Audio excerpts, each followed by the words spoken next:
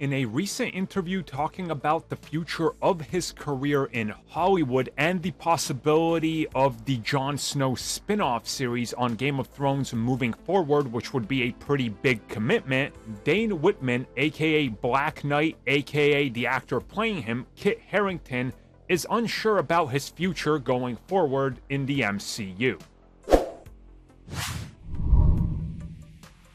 So again, we know that Marvel Studios was planning to do some stuff with Dane Whitman in terms of probably the Midnight Suns or having him as a supporting character in Blade, but we really don't know what's coming next. In recent interviews, Kit has been very vocal about the fact that he's unsure where he's gonna be showing up next, because they don't tell him anything, and he says going into Phase 5 and looking at Phase 6, all he knows is what everybody knows. And at the same time, there's still talk in regards to a spin-off of Game of Thrones that he would be starring in. And if you just look at how much time it takes to shoot a Game of Thrones season, you see that what he's saying is essentially, if I'm in the MCU, it's going to have to be in the off-season from Game of Thrones, which would mean about 3 to 4 to 5 months any given year that he is shooting Game of Thrones, so it'll be rather interesting. Again,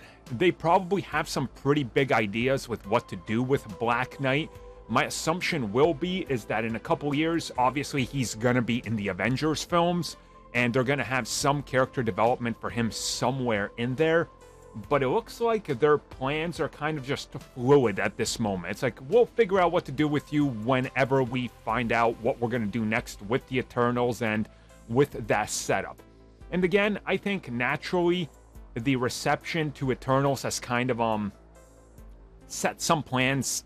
backwards, if you will, or at least put them into a slowly we'll get there type of status instead of let's rush it forward. Again, if the Eternals would have been like a 92 on Rotten Tomatoes and made 700 million, then yeah, all these characters would be showing up everywhere and, well, he would be locked into a Black Knight series. But he's not, because again, the reception was a lukewarm, and the reception to Black Knight himself was a confusing post-credit scene that left people wondering what exactly is going on, because nobody knew it was Blade up until, well, they said, hey, yeah, that disembodied voice, that's Blade.